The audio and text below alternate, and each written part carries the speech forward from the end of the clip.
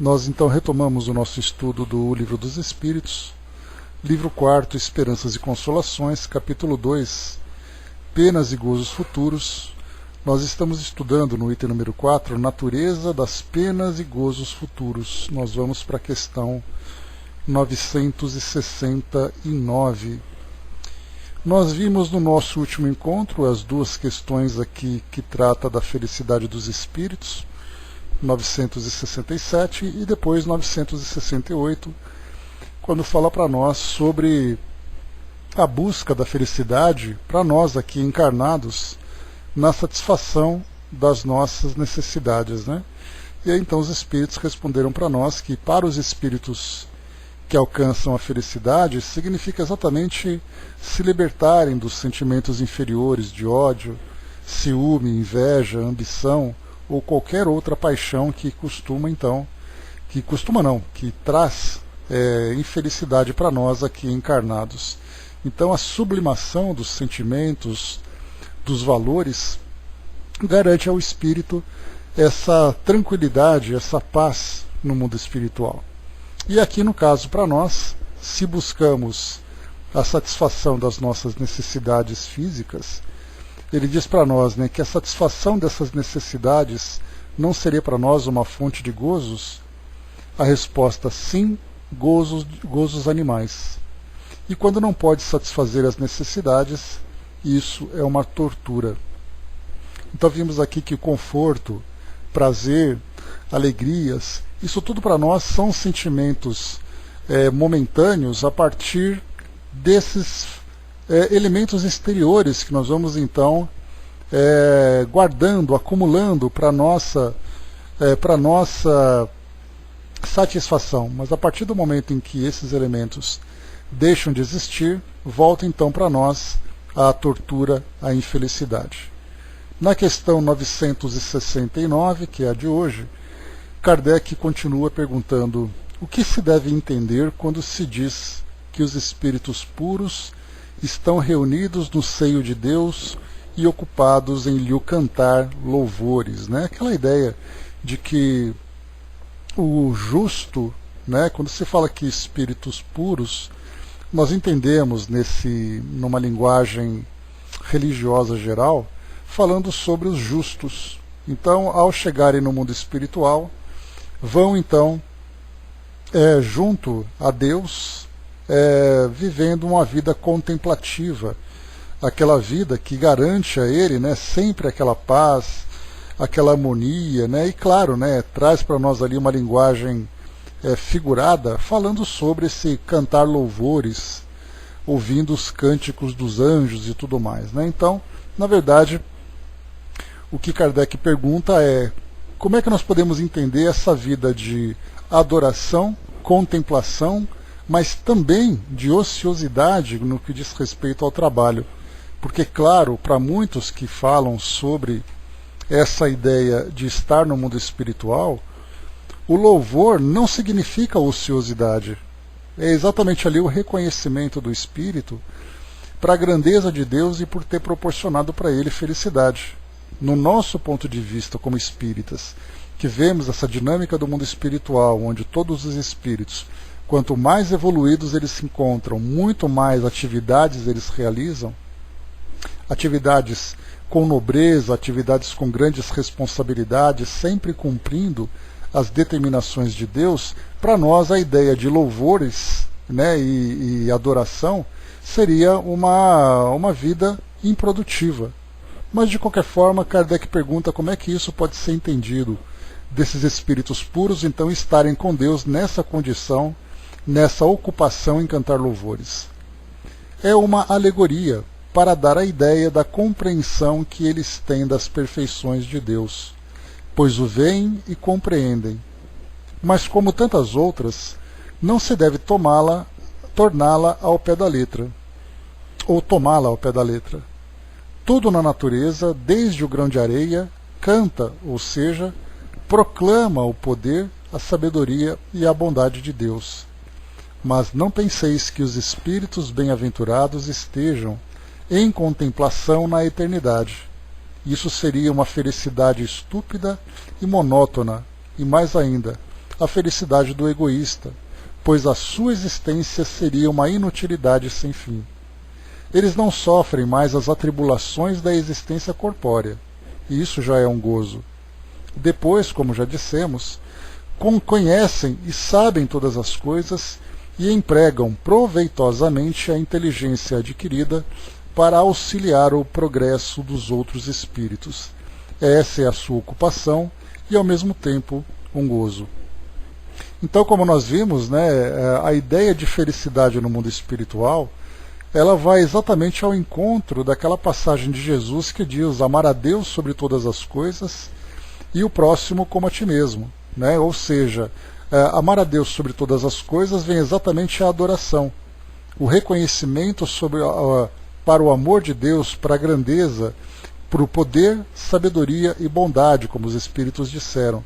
Mas, ao mesmo tempo, quando se fala amar ao próximo, significa fazer com que todos evoluam em direção a Deus. Então, o Espírito que já se encontra numa condição melhor, ele vai se dedicar em suas atividades em proporcionar àqueles espíritos que estão ainda atrasados um entendimento, uma compreensão sobre a grande jornada que precisam realizar.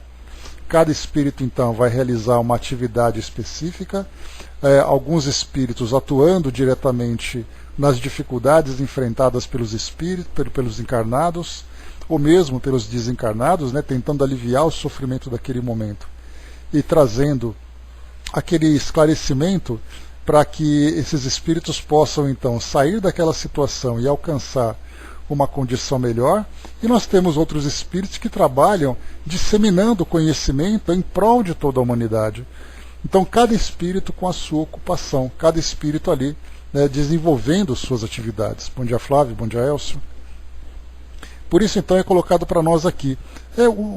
A resposta do espírito aqui nessa questão, 969, ela traz aqui uma colocação até um pouco dura, dizer que seria uma felicidade estúpida e monótona, que seria uma inutilidade sem fim. Mas a verdade é que nós compreendemos que é inconcebível esse pensamento, até um tanto quanto infantil, de pensarmos que a felicidade do espírito significa isso, viver uma vida contemplativa.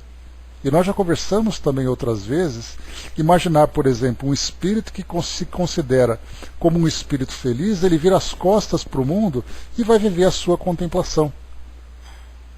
E sem olhar para trás e perceber quantos e quantos precisam de assistência, quantos e quantos precisam daquela mão estendida para ajudar no seu reerguimento, no seu esclarecimento. Por isso, então, é colocado para nós que o espírito, quanto mais ele evolui, mais vontade de auxiliar aqueles que estão atrasados eles têm. Nós temos aqui, então, Miramês trazendo para nós a mensagem Gozo dos Espíritos Puros. Vamos a essa leitura para poder ajudar aqui na nossa compreensão. Ele diz assim para nós: bom dia, abraço. O que se deve entender sobre a contemplação dos espíritos puros em torno de Deus, que as velhas e carcomidas filosofias teológicas ensinam, são alegorias, sugestionadas pela percepção intuitiva que têm pelas faculdades que possuem, no entanto não sabem interpretar as belezas da criação. Então, nesse primeiro parágrafo, nós já temos aqui interpretar as belezas da criação. Quando nós olhamos para o mundo e vemos aqui o tanto de sofrimento que nós encontramos, as dificuldades, as dores que a humanidade vivencia, nós não pensamos que a beleza da criação está exatamente em disseminar o amor e fazer com que esses espíritos se reergam. Pelo contrário, a ideia que nós temos que nós seremos salvos porque nós seguimos Jesus, porque nós seguimos os mandamentos de Deus, e aqueles que não seguem estão perdidos, faz essa separação entre aquela felicidade eterna no paraíso e o sofrimento eterno no inferno. E aquele que vai para o inferno é um problema dele. Lamentavelmente ele fez as suas escolhas. E aquele que vai para o céu vai desfrutar de todos esses prazeres que ele mesmo conquistou. Então, a ideia no mundo espiritual cada um conquistando ali a sua felicidade ou infelicidade e cada um assumindo a responsabilidade por isso tudo, traz para nós essa grande dificuldade de saber interpretar as belezas da criação. E quando nós falamos sobre o amor universal, não é o amor da criatura por Deus, é o amor da criatura por Deus também amando o seu semelhante. E esse amor pelo semelhante vem exatamente na dedicação, no trabalho de reconstrução, de reerguimento, de esclarecimento para aqueles que estão mais atrasados. Leon Denis sempre fala para nós daquela grande cadeia de solidariedade, né, em que os mais fortes auxiliam os mais fracos. Esses mais fortes, nesse caso, são exatamente esses espíritos que alcançaram essa condição de pureza e vão se dedicar para transformar todo o universo também apresentando essas características da beleza da criação. Elcio colocou para nós, né, quanto mais evoluído o espírito, mais ele trabalha e quer sempre auxiliar mais e mais, né? E é exatamente o propósito, né? Esse é o objetivo do nosso esclarecimento. E depois continua o texto aqui. Os espíritos cantam louvores a Deus, mas é na execução do trabalho em que se empenharam, na disseminação da harmonia universal. Vejamos que a própria natureza, em todos os seus departamentos de vida, canta louvores, desde o átomo até as galáxias. Todavia, o seu canto é dinâmico, avançando por ser o cinetismo da lei universal. Então, o que ele coloca para nós é que esse cantar louvores, nesse sentido mais poético, significa exatamente fazer com que o amor de Deus se manifeste em todas as coisas, em todas as criaturas. Então, em todas as coisas, em todas as criaturas, em todas as ações que nós realizamos. Esse sim é esse cantar louvores. Eu até tenho uma expressão que eu gosto de usar, que aliás faz tempo que eu não falo, né, mas eu sempre comento com vocês, da ideia de estarmos num estado de prece. Porque a gente pensa que a prece, ela é apenas aquele momento em que você silencia e você direciona o seu pensamento a Deus. Sendo que, na verdade, muitas vezes, quando você, também no sentido poético, né, quando você realiza um trabalho colocando ali todo o seu amor, fazendo aquilo para o bem da atividade que você realiza, para o bem daqueles que são beneficiados, você faz esse trabalho num estado de prece. Porque só a intenção, a motivação que você tem já faz com que você se conecte com o plano espiritual. Nós também temos essa dificuldade, assim como foi colocada por Miramês, que nós não sabemos interpretar as belezas da criação, nós também não sabemos compreender a sintonia que nós estabelecemos com o plano espiritual. Nós achamos que precisamos daquele ritual, daquele cerimonial onde nós paramos, falamos aquelas palavras bonitas e tudo mais, né? Então, até mesmo aqui na introdução do nosso trabalho, aqui no Momento Espírita, tinha aquela mensagem que nós ouvimos, que um homem que entrava todo dia na igreja e saía rapidamente. E aí então ele foi questionado, né, pelo padre que estava na igreja, né, por que ele entrava e saía com tanta rapidez, já com aquele medo de roubar alguma coisa, aquela insegurança toda. E ele dizia assim, nada, eu só vim aqui fazer uma visita para Jesus.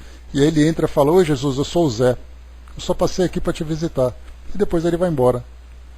Então nós vemos que, na verdade, estarmos nesse estado de prece, estarmos em sintonia com Deus, isso se manifesta nos nossos sentimentos, nos nossos pensamentos, nas nossas atitudes. Naquele momento em que nós compreendemos a limitação do outro diante de uma ofensa, diante de uma imperfeição moral, no momento em que nós realizamos um gesto de amor, tudo isso faz com que nós nos conectemos com o plano espiritual. Nós sabemos que não é assim, que os espíritos sempre recomendam, né, que nós devemos sempre ter ali atitudes no bem, atividades que nos tragam harmonia, porque isso nos coloca em sintonia com o plano espiritual. Nós falamos isso o tempo todo. Mas aí quando a gente faz uma comparação com a prece, a gente acha que a prece é um cerimonial muito mais especial do que aquilo que a gente vive no nosso dia a dia, no nosso cotidiano. Então basta apenas eu investir os meus melhores sentimentos, os meus melhores pensamentos, lembrando de Deus em tudo aquilo que eu faço, eu estou constantemente num estado de prece. Então não precisamos dessa mesma ideia também de, para poder louvar a Deus, ter ali aquela ideia de cantar louvores, ou mesmo fazer a prece daquele cerimonial, daquele ritual. Eu posso viver minha vida o tempo todo, sem parar, sem interromper para fazer esses momentos, estando conectado com Deus. Claro que nós sempre estamos conectados com Deus, mas eu realmente buscar essa sintonia, buscar a clareza dessa sintonia nos meus pensamentos. É apenas uma questão de uma interpretação. O que é a prece, o que é a beleza da criação. Nós vemos em tudo. E ele diz ainda: nada há no universo sem movimento. Se nada para, como os espíritos puros que chegam à perfeição, poderiam ficar somente contemplando o Criador? O próprio Jesus disse que o Pai trabalhava sempre e que ele operava constantemente. Como parar? Esses agentes de Deus, de quem tanto falamos, são espíritos altamente identificados com o Pai e que viajam por toda a criação com destinos que os homens desconhecem, levando a verdade e sustentando a fé e a ciência em todos os ambientes. Eles trabalham mais do que pensas, pois são co-criadores da eternidade. Aí nós já até fizemos aquela conexão também com o livro Evolução em Dois Mundos, né, quando André Luiz usa aquelas expressões, né, de os trabalhadores sublimes, os engenheiros do plano espiritual e tudo mais, né? Então nós vemos assim atividades em todos os locais. E mais ainda, quando nós estudamos as obras de André Luiz, nós vemos esses agentes nas mais variadas condições, nos mais variados graus evolutivos, trabalhando em nome desse amor divino, em tudo aquilo que eles fazem, sejam aqueles missionários que fazem as excursões, sejam os dirigentes das instituições, sejam aqueles grandes ministros ou aqueles grandes espíritos que vêm trazer aquela mensagem sempre nobre, aquela mensagem sempre positiva para aqueles que precisam. Então nós vemos assim que eles estão o tempo todo em atividade. Então o fato de nós ignorarmos aquilo que os espíritos fazem não significa que eles estejam vivendo essa condição de louvores e ociosidade. Pelo contrário. Angelino colocou até cantando, criando uma receita de bolo, fazendo qualquer arte, podemos estar orando. Momento de meditação, basta apenas você ter ali, viver bons sentimentos dentro de você.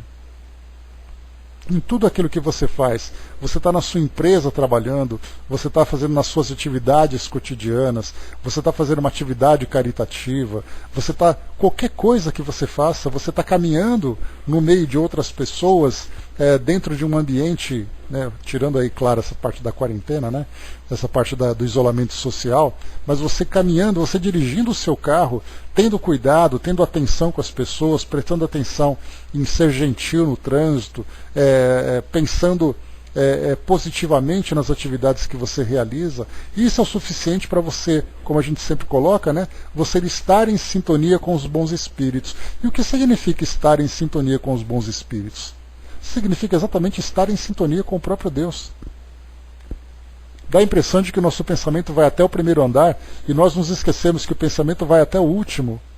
Então nós estamos conectados com os bons espíritos, mas para Deus nós temos que fazer o ritual. Na verdade, basta apenas que o nosso pensamento se irradie por todo o espaço onde nós nos encontramos com essa qualidade nobre, que já é o suficiente para que nós estejamos nesse estado de prece. O bem nos proporciona isso, ensinam os espíritos, né? Continua aqui. Aos homens que receberam corpos materiais, dizemos com muita alegria e amor a todos que comecem seu despertamento em seus lares, entendendo-se uns com os outros e preparando, se esse for o caso, seus filhos para os grandes trabalhos do futuro. Aqueles que não tiveram a oportunidade de reunir-se em um lar com cônjuge e filhos, que abracem outros trabalhos e sigam avante. Jesus, porém, não lhe permitiu, mas ordenou-lhe: Vá para a tua casa, para os teus. Anuncia-lhes tudo que o Senhor te fez e como teve compaixão de ti. Passagem aqui do livro de Marcos, capítulo 5, versículo 19. O que devemos entender sobre isso? Que devemos estar sempre presentes no lar e anunciamos sempre o bem que recebemos do Senhor, no sentido de estimular os companheiros de jornada para a crença nas coisas espirituais. O lar, tornamos a dizer, é a célula da sociedade.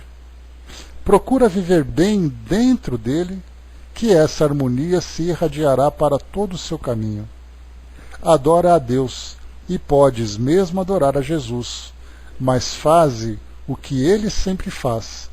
Trabalha constantemente, por dentro do coração e por fora, para que possas adorar em espírito e verdade ao Criador em todas as coisas. Olha só aqui a passagem, então, que endossa exatamente aquilo que nós estamos conversando. Ele diz, adora a Deus. Você pode fazer o seu momento de adoração. Podes mesmo adorar a Jesus. Tudo bem, você pode também fazer a sua adoração, o seu reconhecimento, cantar louvores, tudo bem. Mas faze o que ele sempre faz. Trabalha constantemente. Por dentro do coração, que é exatamente a transformação moral que todos nós buscamos, e por fora, para que esse sentimento nobre que nós cultivamos dentro de nós se irradie através das nossas palavras, das nossas ações, onde quer que nós estejamos. Para que possamos adorar em espírito e verdade ao Criador de todas as coisas. Felicidade somente se faz e se sente no labor do bem, no amor sem fronteiras e na caridade que sempre salva. Se os homens já descobriram no trabalho a base da própria vida, do bem-estar social, como poderiam os anjos do Senhor ficar na inércia? Aí nós já chegamos até a estudar também, lá no Evolução em Dois Mundos, que falava sobre o trabalho, né? As atividades que nós fazemos que ainda se encontra numa fase de entendimento embrionário da nossa parte, né? Porque nós trabalhamos por obrigação. Não trabalhamos porque nós queremos, né, em termos assim de atividades profissionais. É claro que nós fazemos ali aquelas pequenas tarefas que nos satisfazem. Então nós fazemos aquilo que nós gostamos, do jeito que nós queremos, no momento em que nós temos vontade de fazer e tudo mais. Mas a gente vê que isso acaba sendo muito pouco diante da necessidade de transformação que nós precisamos. Então a vida nos obriga a essa atividade constante. Coloca ali horários, coloca responsabilidades, coloca recompensas. Então a vida nos proporciona isso. Mas e no plano espiritual? Quantos espíritos chegam no plano espiritual com a ideia da aposentadoria ainda muito viva em suas mentes? Dizendo, mas eu já trabalhei muito a minha vida toda, eu tenho que continuar trabalhando aqui? Lá, quando eu trabalhava, eu ganhava tanto, aqui eu vou ganhar o quê? Não vou ganhar nada? Eu tenho que trabalhar porque me obrigam a fazer isso? Quantos e quantos espíritos pensam dessa forma? Em não pensarem em se tornarem produtivos, mas simplesmente trabalharem para poder suprir as suas necessidades. No momento em que essas necessidades deixam de existir, para que eu vou me dar o trabalho de ficar me desgastando, de ficar ali me esforçando, assumindo coisas que eu não gosto de fazer, se eu tenho tudo pronto? Então essa é uma visão que nós temos, porque como foi colocado pelos próprios espíritos lá na Lei do Trabalho, que nós estudamos aqui no Livro dos Espíritos, disseram para nós que é uma forma de nós expandirmos a nossa inteligência, e nós conversamos sobre isso, né? Das atividades que nós realizamos nas mais variadas áreas, nós sempre vamos perceber que tudo aquilo que nós fazemos, muito mais do que o resultado das nossas ações, o que mais vale nisso tudo é o processo.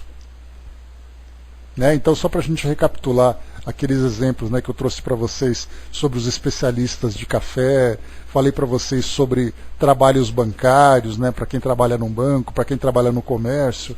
Então, por exemplo, para quem trabalha num banco, o objetivo dele é vender um produto e atender ao cliente. Mas muito mais do que o objetivo dele satisfazer aquela cota, dele cumprir aquela obrigação que ele tem, a forma como ele desempenha esse trabalho é o legado, é a grande herança que ele vai guardar. Porque ele se relacionou com um cliente de uma forma atenciosa, de uma forma amorosa, procurando ali atender às necessidades do cliente.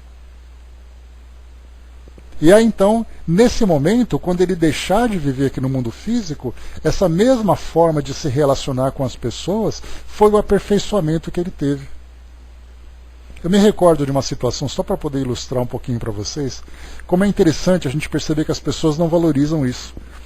Certa vez eu tive que fazer uma operação bancária que era meio complicada, e aí entrei em contato com a minha gerente, conversei com ela bastante, trocamos ideias, vimos ali as melhores opções e tudo mais, e depois no final eu me senti muito satisfeito e muito leve com aquilo que aconteceu. Aí então eu mandei um e-mail para o banco, através do Facebook, né? Fui lá, entrei no banco e tal, mandei uma mensagem colocando o nome dela. No dia seguinte ela me telefonou dizendo que a mensagem chegou. E ela disse que quando leu aquela mensagem ela começou a chorar. E nada mais era do que um elogio que eu estava fazendo, né? Porque ela dizia assim, nós vivemos diante de tantos problemas que raramente nós recebemos um elogio. E ela falava assim, você me fez chorar. E eu falei, poxa, mas eu não tive a intenção, tal. Começamos a brincar e tudo mais, para a gente perceber que a forma como a gente faz as coisas é muito mais importante do que o resultado.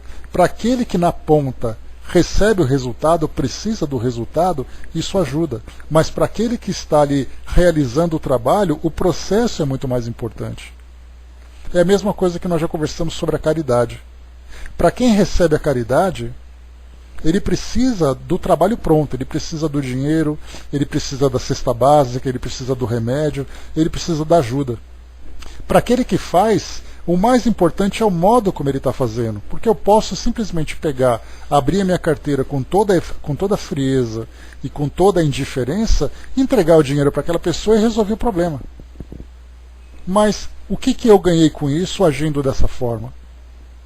É aí que nós percebemos então que muito mais valioso do que o trabalho que nós fazemos é a forma como esse trabalho é realizado. Essa é a grande conquista que nós temos. E por isso então nós somos forçados a viver aqui em sociedade, nesse mundo em que o trabalho nos ajuda no desenvolvimento da nossa inteligência, mas também, como os espíritos colocaram lá na lei do trabalho, ele é para nós uma expiação. E por que expiação? Porque nós somos forçados a fazer isso, nós somos empurrados a fazer isso todos os dias para a nossa sobrevivência. Daí então vem toda aquela preocupação, aquele desgaste, acordar cedo todo dia, cumprir aquela carga horária, não ser recompensado no salário da forma como nós gostaríamos, conviver com pessoas difíceis, um trabalho que não satisfaz, um trabalho que não proporciona felicidade. Olha quantas coisas que nós poderíamos colocar de negativo nessa atividade que nós somos obrigados a fazer.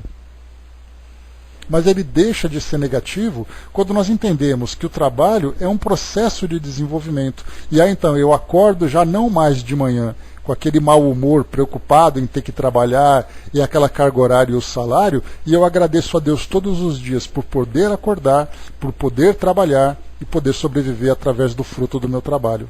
Então nós mudamos completamente a perspectiva daquilo que nós vivemos. O que era para nós uma expiação, nós transformamos em um trabalho, sim, um trabalho difícil, porque ele exige de nós ali esforços morais e físicos, né, em várias situações que nós vamos atuando, mas nós vemos isso como uma oportunidade de crescimento. E aí então eu vou acordar com aquela satisfação dizendo, graças a Deus eu acordei mais um dia e eu tenho o meu trabalho para poder fazer ali, né, as minhas atividades e satisfazer as minhas necessidades. E em períodos como esse que nós estamos vivendo agora, onde nós temos ali empresas que estão fechando, lamentavelmente, é muito, mas muito triste ver isso acontecendo. Pegando, por exemplo, nos telejornais, né, que dão ali depoimentos de microempresários ou de empresários de empresas pequenas e tudo mais, e eles relatam que, infelizmente, eles têm que fechar ali um departamento da sua empresa, têm que demitir pessoas. Aí falei de uma quantidade enorme de pessoas desempregadas. E aí a gente pensa assim, poxa vida, antes da pandemia eu reclamava do meu trabalho. E agora, durante a pandemia, cá estou eu trabalhando. Cá estou eu desempregado. Então é o que nós vemos, né, que é tudo uma questão de perspectiva, que as necessidades do nosso ponto de vista dependem muito do nosso estado de espírito. Se eu valorizo desde o começo, eu sempre vou estar motivado a buscar essa atividade. Do contrário, eu preciso de uma chacoalhada para poder valorizar. Eu estava empregado e agora não estou mais. Quando eu estava empregado eu reclamava, agora eu reclamo porque eu não tenho trabalho. Observem como esse processo dentro de nós é difícil. Para finalizarmos o nosso texto, diz assim para nós: o trabalho dos espíritos puros não cabe à mente humana entender. Os seus pensamentos, educados na harmonia divina, se irradiam com mensagens por toda a criação, e os seres menos despertos absorvem alguns raios de suas poderosas mentes. Aí tudo melhora. Quando os pensamentos dos espíritos puros chegam à Terra, tudo se modifica. O comportamento dos homens, a lavoura, a pecuária, a amizade, o amor, a caridade, enfim, tudo toma uma tonalidade benfeitora e os povos se entrelaçam mais na fraternidade, como se as línguas houvessem se fundido numa só. Se tens alguma tendência para a inércia, foge dessa prisão das trevas e trabalha, se possível for, ingressando nos movimentos da caridade, sem barreiras de crença e de partidos, para que Jesus seja sempre o Cristo de Deus na cidade do teu coração. Olha então que bela mensagem nós temos.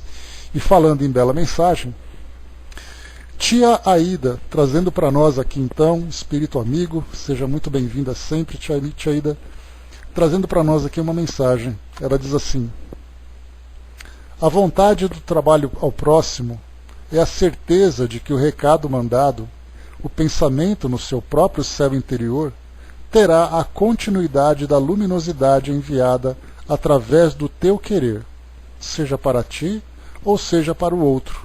Essa é a verdadeira oração, a verdadeira prece que irradiada na melhor situação, que é estar juntinho ao Pai Maior, recebendo e enviando energias divinas e fluídicas, traçando nesse seu momento um padrão vibratório totalmente constituído para o bem de quem recebe, seja ele no plano que estiver, seja no plano em que foi enviado.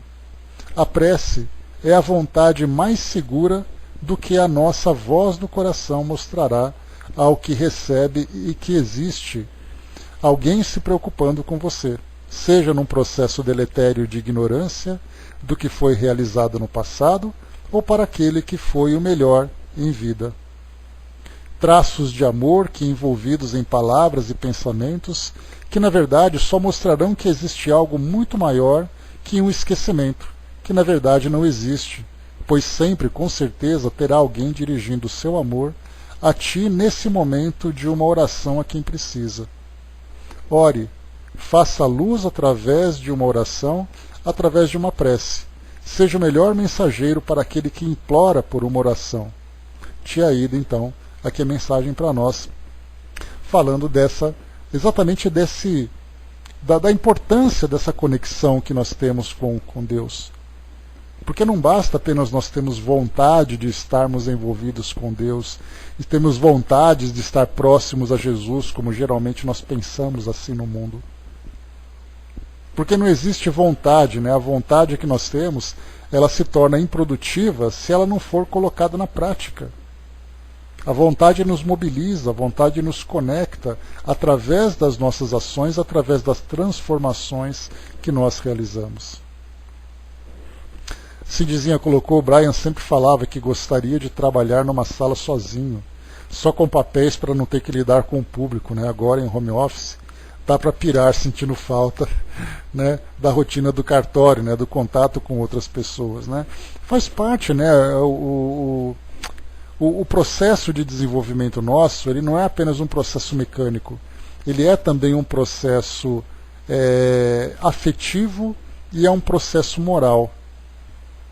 Esse processo mecânico é a tarefa que você realiza propriamente. Afetivo é o tipo de sentimento que você dedica naquela tarefa. E moral é a forma como você compartilha esse trabalho com os outros.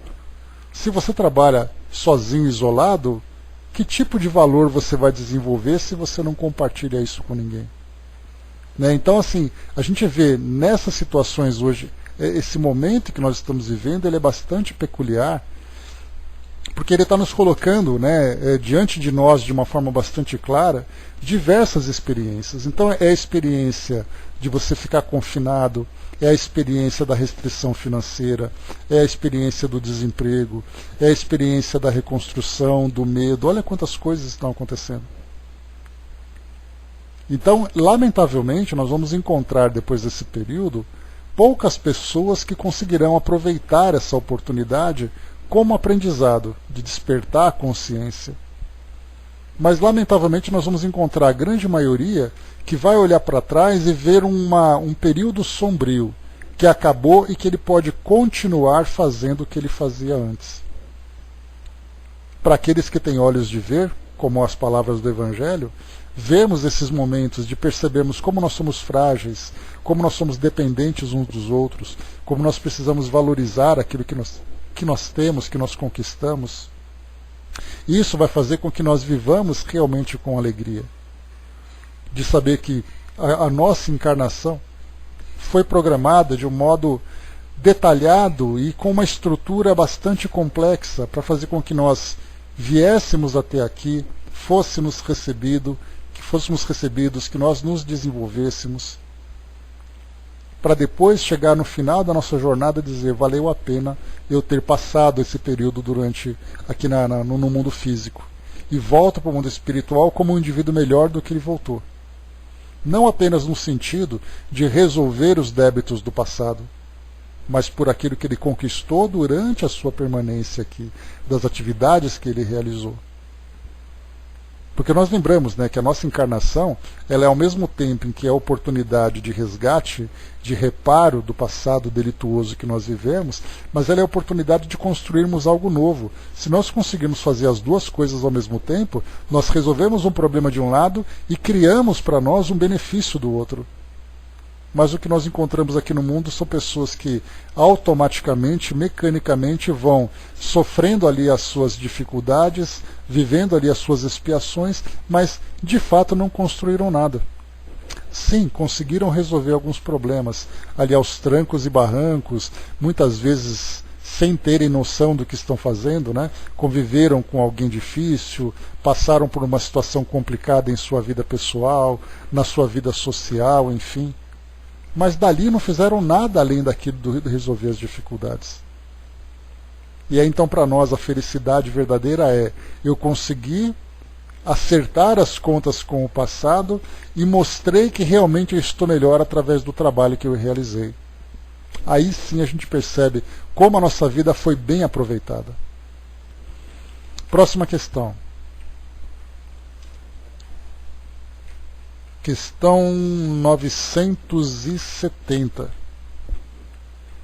Se nós vimos aqui em cima, na questão 697, em que consiste a felicidade dos bons espíritos, na questão 970, em que consistem o sofrimento dos espíritos inferiores.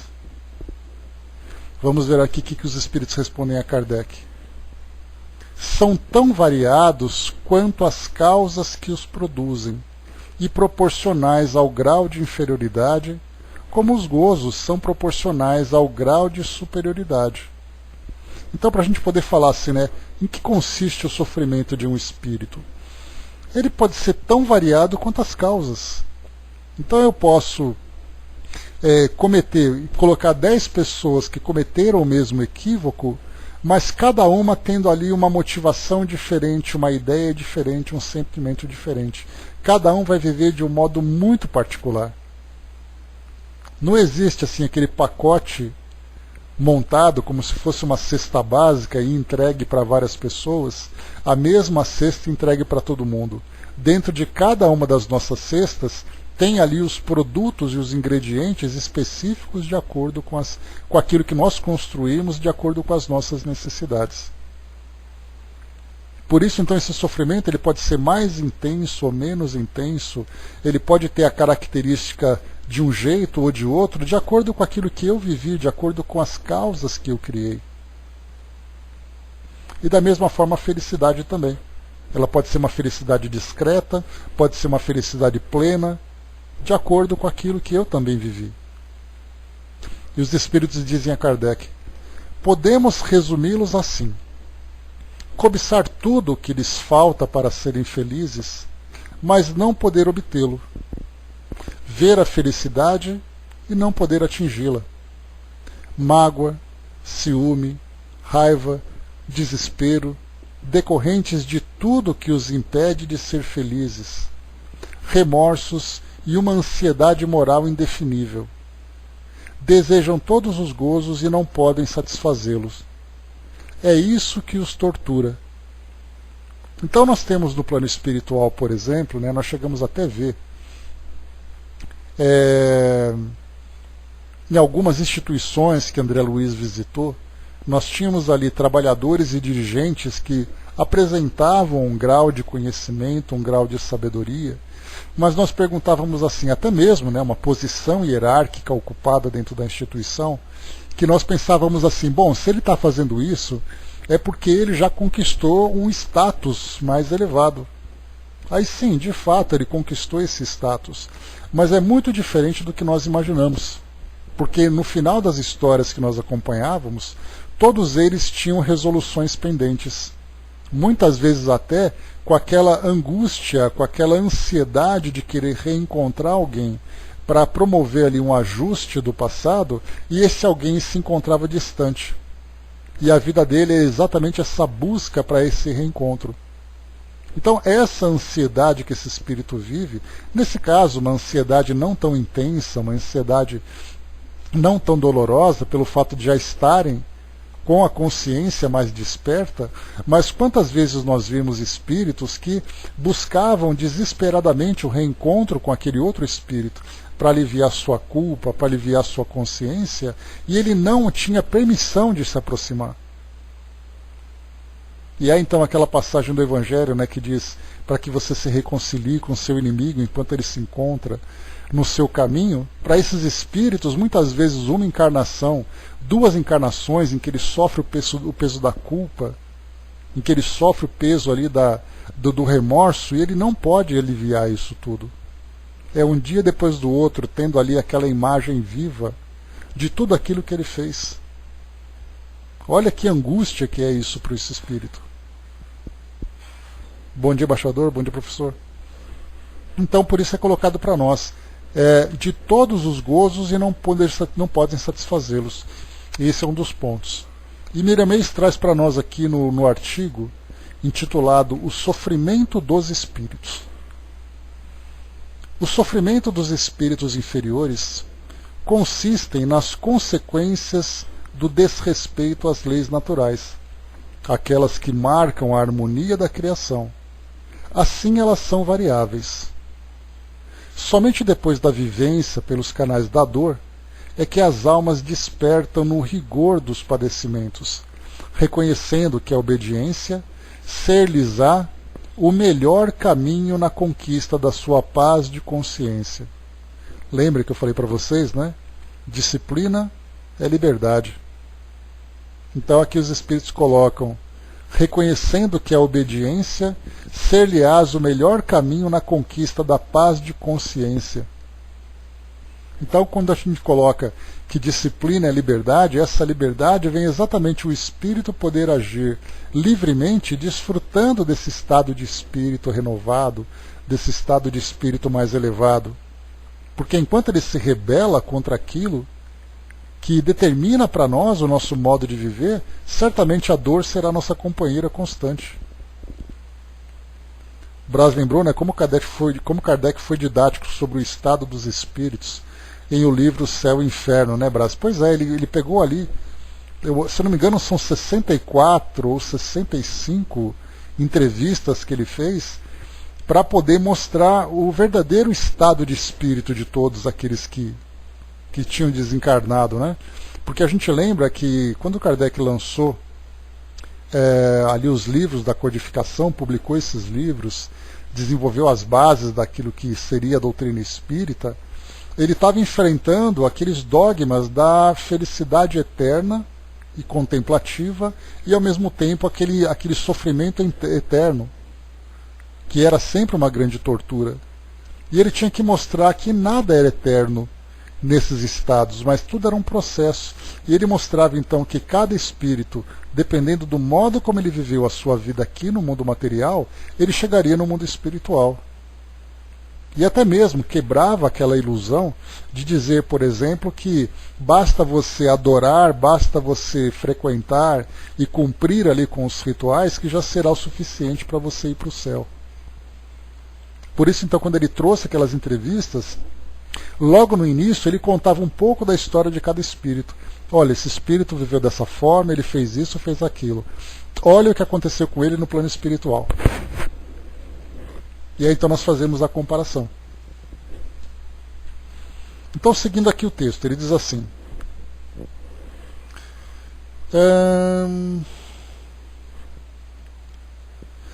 somente depois da vivência, tal.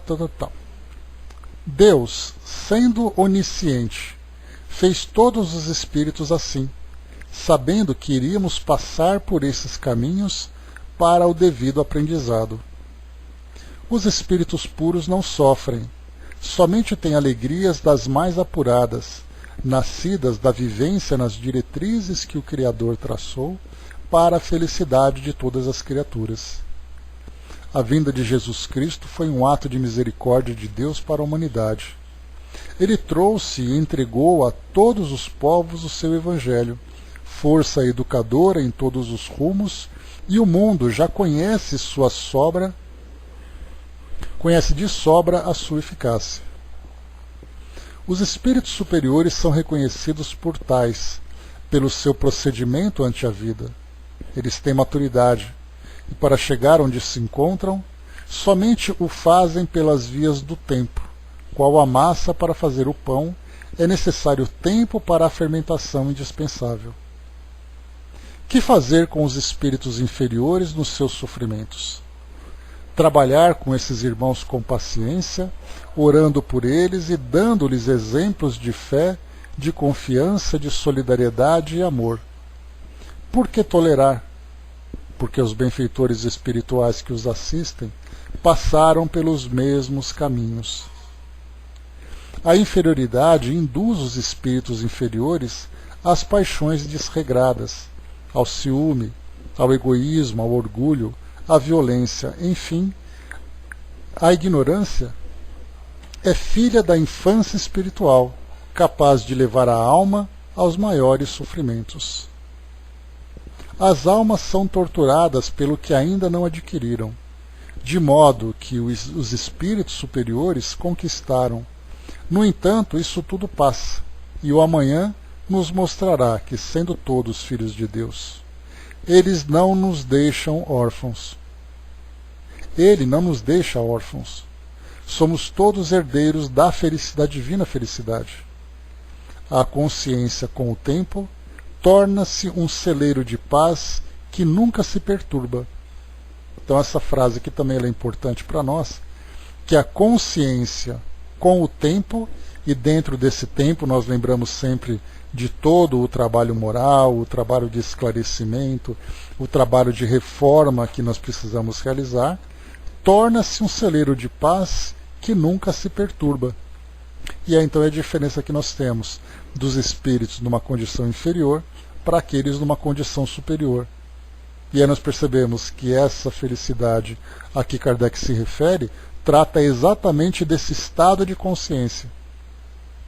Que aí então nós fazemos aquela interpretação, né, até mesmo o Papa Francisco, né, comentou sobre isso, e é importante a gente fazer essa citação, porque embora ele seja líder de uma outra religião, que tem ali os seus dogmas, as suas filosofias, que tem ali a filosofia e tudo mais, ele é na verdade o líder de mais de 1 bilhão de pessoas.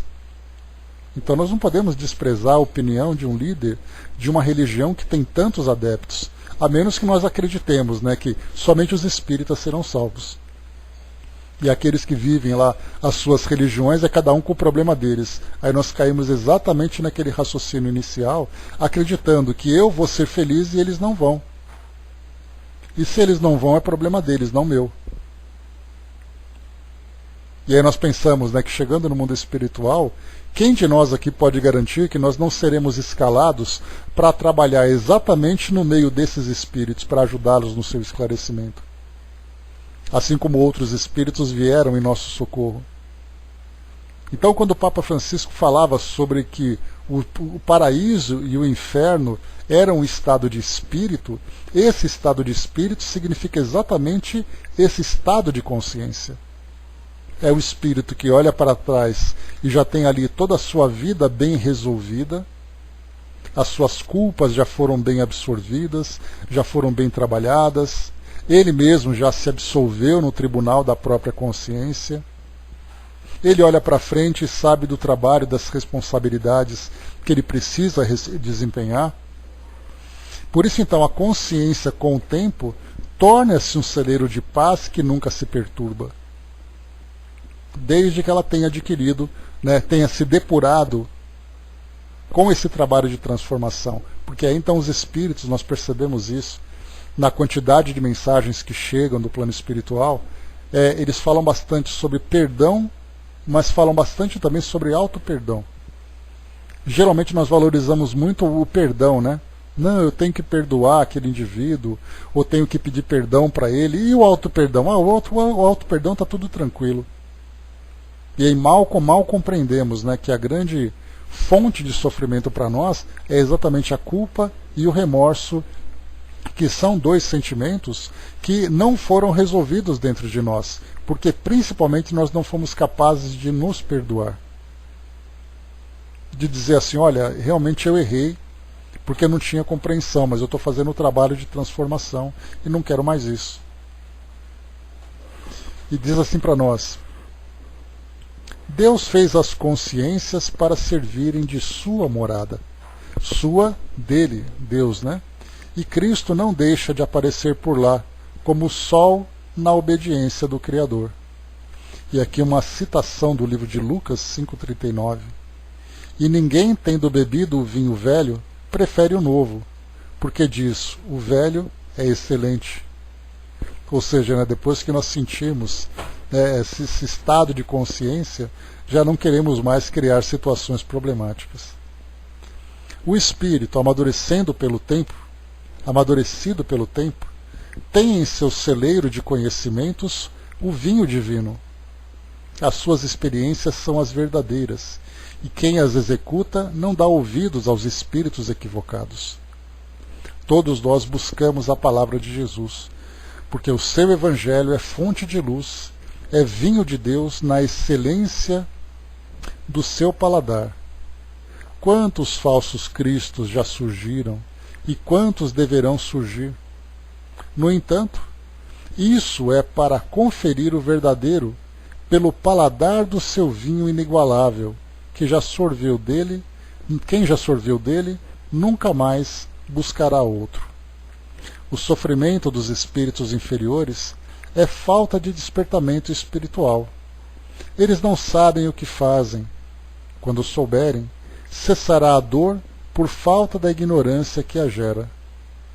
Os espíritos desencarnados, qual nós, estamos ligados à humanidade por laços profundos, a qual somos devedores. Desejamos lutar junto com todas as criaturas que se encontram na Terra, até vermos e sentirmos o nascimento da nova Terra e novo céu, na certeza de que os corações deverão conhecer e viver o amor para sempre. É feliz somente aquele que conheceu e vive a verdade. E aí nós vamos entrar, né, na conhecereis a verdade e a verdade vos libertará. E a gente vê que essa é uma citação que ela se tornou tão banalizada que ela acabou perdendo o seu verdadeiro sentido. Que verdade é essa? Só existe uma verdade. que é a verdade do amor de Deus.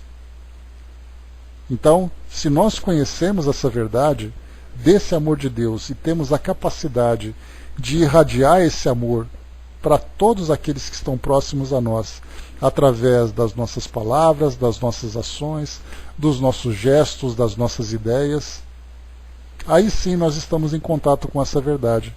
E aí então estaremos libertos do nosso próprio sofrimento.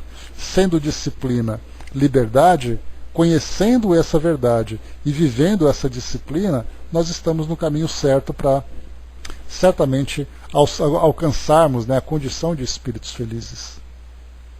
Então esse é o grande propósito para todos nós. Hermes lembrou aqui, né, antes de querer mudar o mundo, mude-se a si próprio, né? Então Gandhi já falava sobre isso, né? Seja você a mudança que deseja para o mundo. Mas aí a gente vai entrar naquela coisa, né? Seja você a mudança. Para eu fazer a mudança dentro de mim, eu vou ter que renunciar a muitas coisas. E nem sempre eu tenho essa disposição de renunciar. Eu prefiro que o mundo se transforme para me acomodar do modo como eu quero. E não que eu me transforme para poder também ajudar na transformação do mundo. Essa é a grande questão que os espíritos colocam sobre a ignorância, que é o estado de infância do espírito. Nós todos vivemos assim. E basta aqui, né, como nós vemos aqui nesse contexto que nós estamos vivendo hoje, com separações, né, de ideias, com conflitos entre grupos, um achando que é verdade, um achando que é o dono da verdade e o outro pensando diferente, cada um querendo apenas ali a sua causa própria. Aí nós vemos então ali a grande dificuldade que nós mesmos vivemos, porque nós criamos essa situação. Diz assim, né? Essa frase acaba sendo meio complicada, né, Brás? Porque se Jesus veio para cá para transformar a humanidade, por que ele viria com essa intolerância toda, né? Mas certamente é de se lamentar o tempo que nós estamos levando para poder promover essa transformação. O Elcio colocou, né, trabalha servindo, cônscio de que cada um de nós é o agente da propaganda de si mesmo no trabalho de redenção humana, que não nasce da violência, e sim da verdade e do amor, no toque fraternal de espírito a espírito. À vista disso, se muito podes realizar a benefício do próximo, por aquilo que sabes, somente conseguirás renovar os semelhantes por aquilo que és. Então é a diferença, né, de você agir e de você exemplificar, né? Questão 971, avançando aqui para nós. A influência que os espíritos exercem uns sobre os outros é sempre boa? Sempre boa da parte dos bons espíritos, é claro.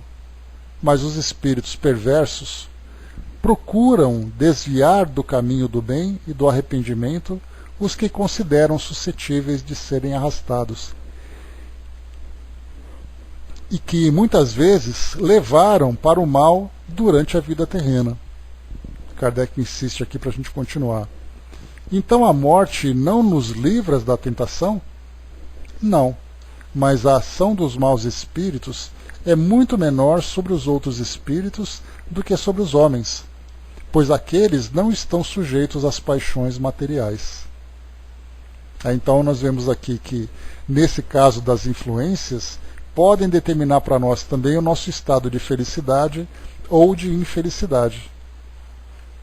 Porque, de acordo com a nossa vulnerabilidade, e nós somos bastante vulneráveis pelas nossas paixões ainda, tão primitivas, paixões ainda tão impulsivas, é muito fácil os espíritos instigarem em nós esse modo de pensar, instigarem em nós esses desejos, né? Então, por isso, essa influência, certamente os espíritos bons, os espíritos elevados, né, são sempre influências positivas.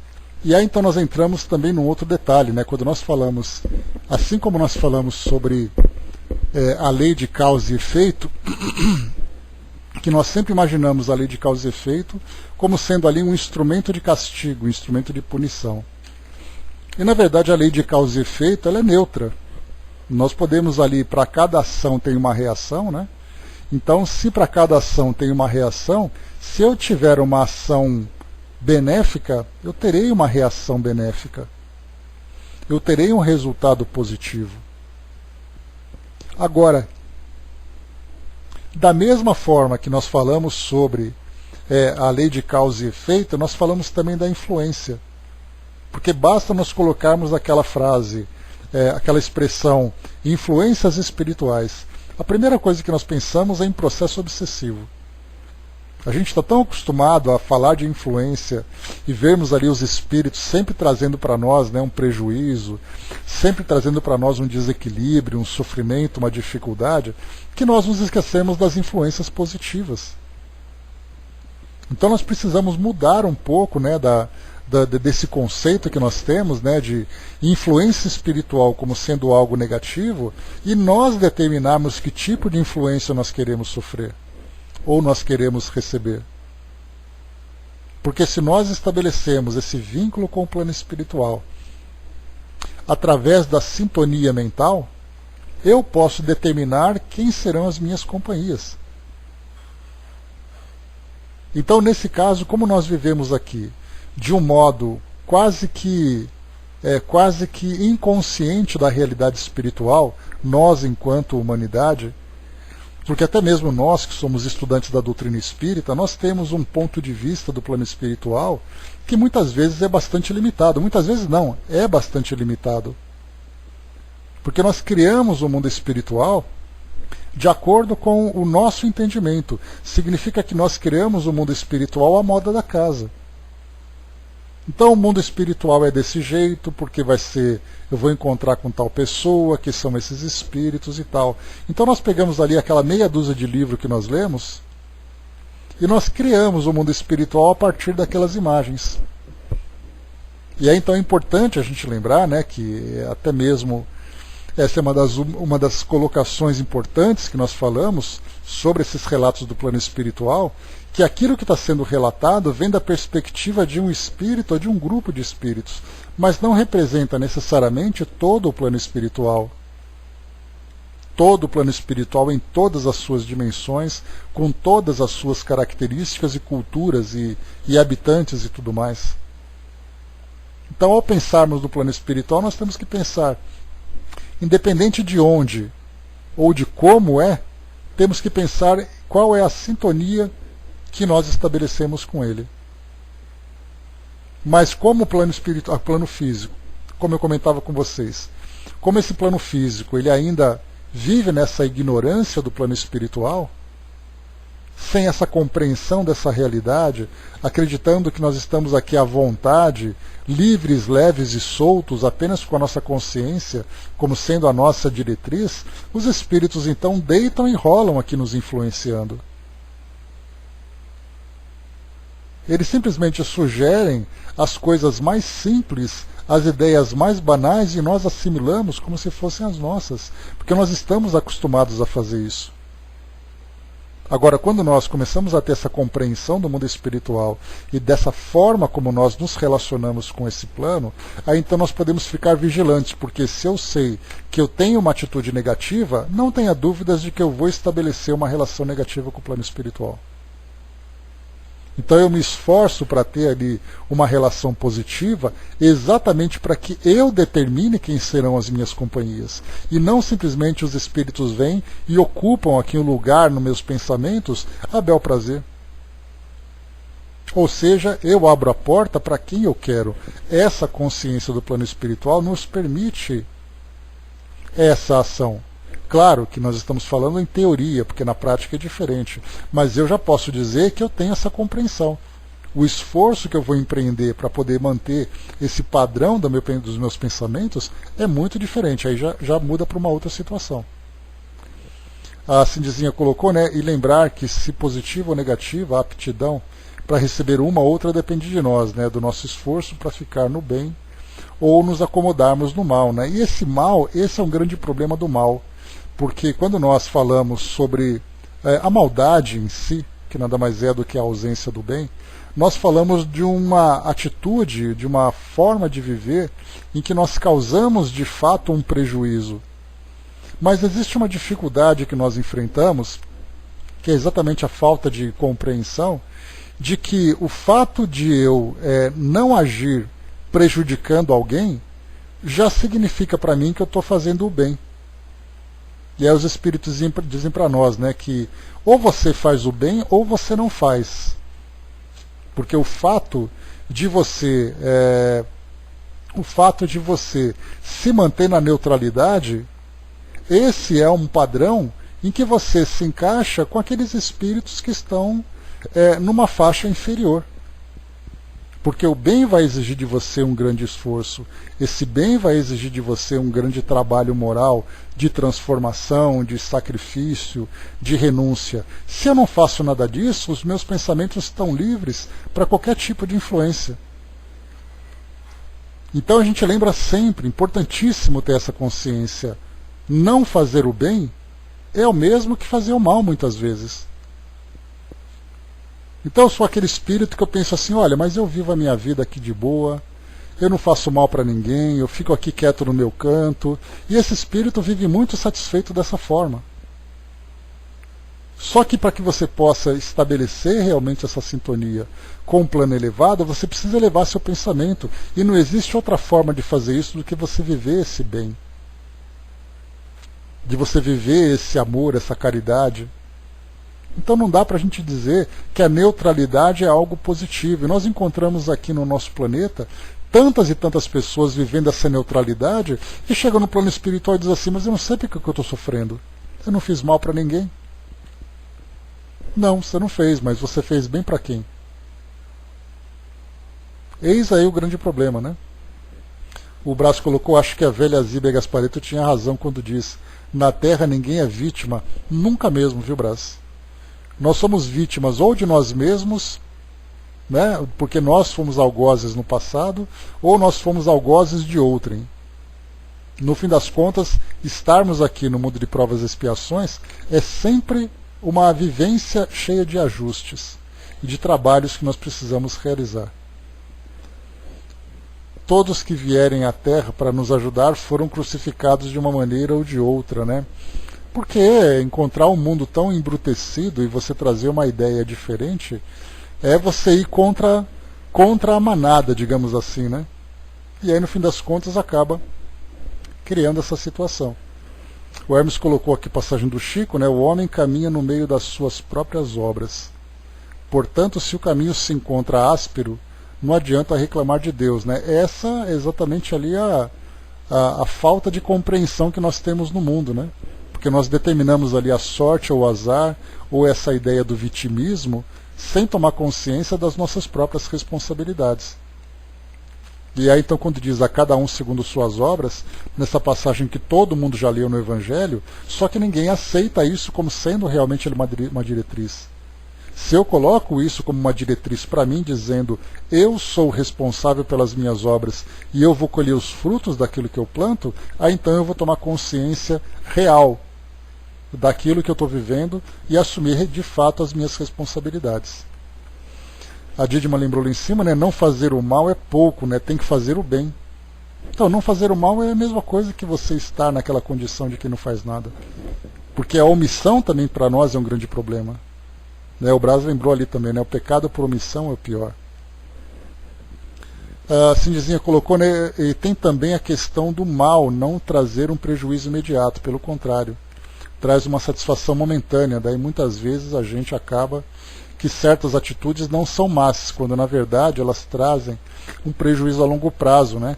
Por falta dessa visão, né? Porque quando nós tomamos a consciência da nossa presença aqui no mundo, e temos essa consciência também da inter-relação que existe entre todas as pessoas, nós sabemos que tudo aquilo que nós fazemos para nós, ou para outro, muitas vezes repercute na vida do outro, seja de uma forma a curto prazo, a médio prazo ou a longo prazo.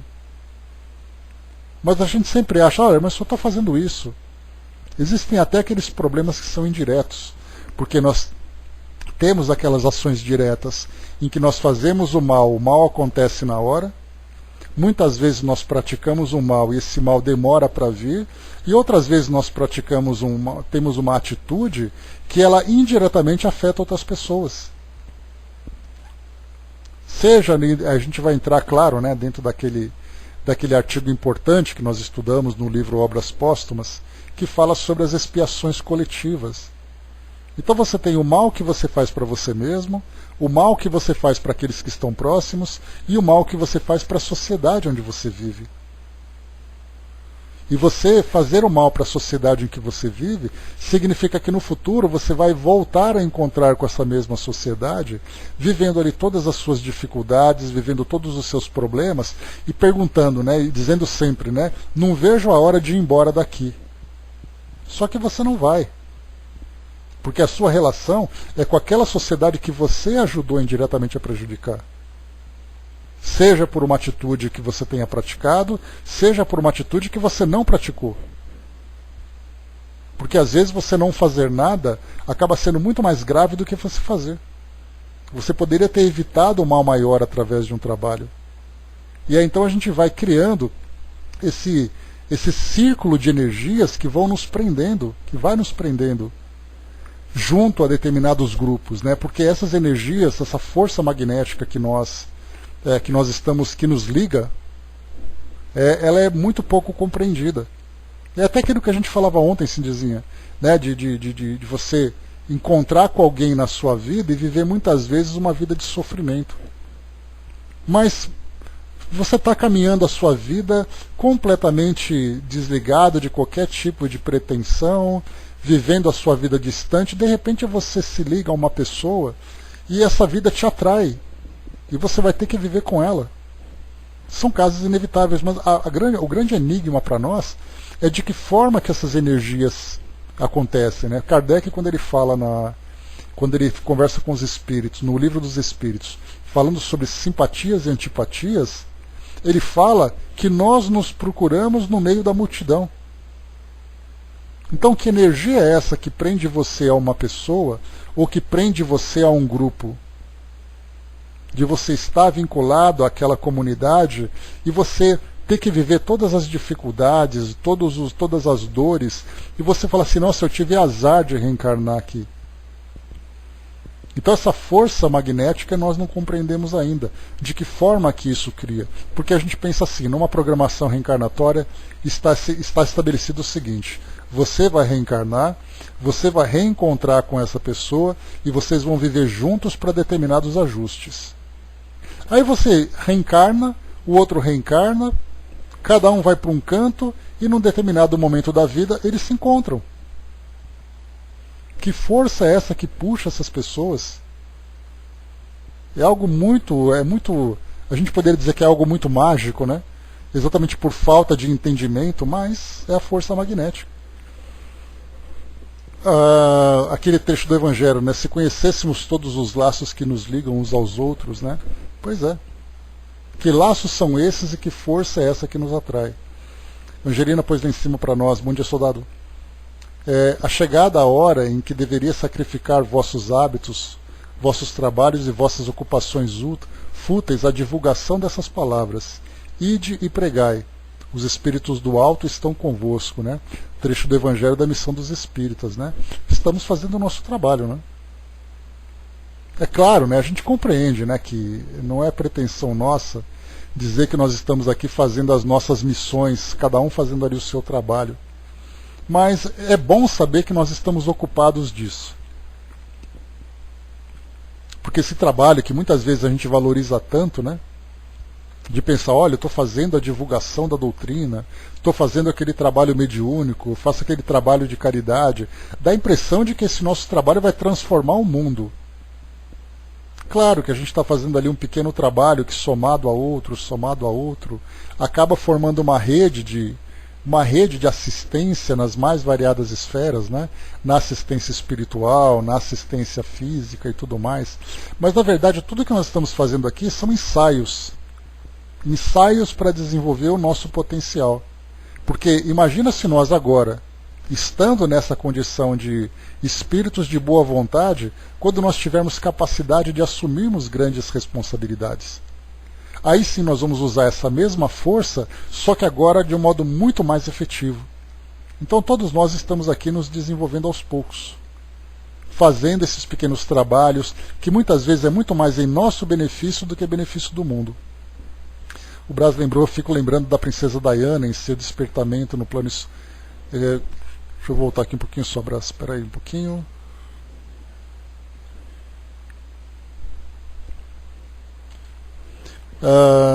Lembrando da princesa Diana em seu despertamento, né, partiu para ajudar o mundo enfrentando a família real.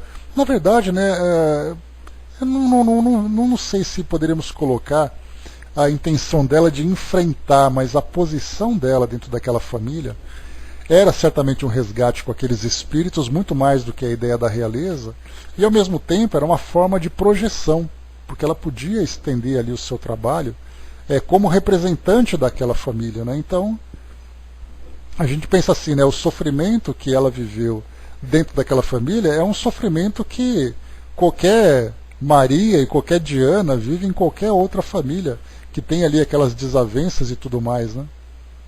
Então, o Braz lembrou Paiva Neto, né, quem faz o bem nunca erra. Então, tá ali, né, a gente vai ensaiando erros e acertos, fazendo ali os nossos aprimoramentos, né? Então, isso é o que importa para nós, né? Sim, então, exatamente por causa dessa projeção, né, Braz? Então, muitas vezes a posição que você ocupa, ela tem múltiplas funções de resgate, de oportunidade de trabalho, de projetar o espírito para uma determinada tarefa. Então, são relações que vão sendo construídas, né? Mas enfim, meus amigos, encerrando por aqui o nosso estudo de hoje. Aqui nós paramos então na questão número 971, falando sobre as influências dos espíritos. Temos ainda até a 900, tem bastante coisa ainda aqui. Tem até 982 ainda, tem 11 questões. Nesse ritmo que nós estamos indo, até o fim da pandemia a gente acaba. O soldado colocou, né, o bem vem para o nosso bem, né, o mal vem para o nosso mal, né, embora indesejado de início, né. É o estágio de despertar da consciência. Muitas vezes o mal vem exatamente para chamar a atenção, né. Fazer bem e fazer o bem é uma grande distância, né. E tem também uma frase, né, Flávio, que o Hermes, que eu gosto muito de dizer, que é muito fácil você ser bonzinho e ser passivo, mas é muito difícil você ser bom e fazer o bem, né? Então, você ser bonzinho e passivo, e você fazer o bem e ser ativo, essa é a frase, né? Então nós somos muito acostumados a sermos bonzinhos, mas é uma bondade passiva. Agora nós avançando, fazendo o bem de uma forma ativa, é muito difícil. Pois é, com o tempo a gente vai aqui, calendário uma folhinha depois da outra, sem pressa, né? Mas a gente vê como é importante, né? Como esse tema ele é proveitoso, né? A gente vai aqui de duas em duas perguntas, quantas e quantas reflexões nós conseguimos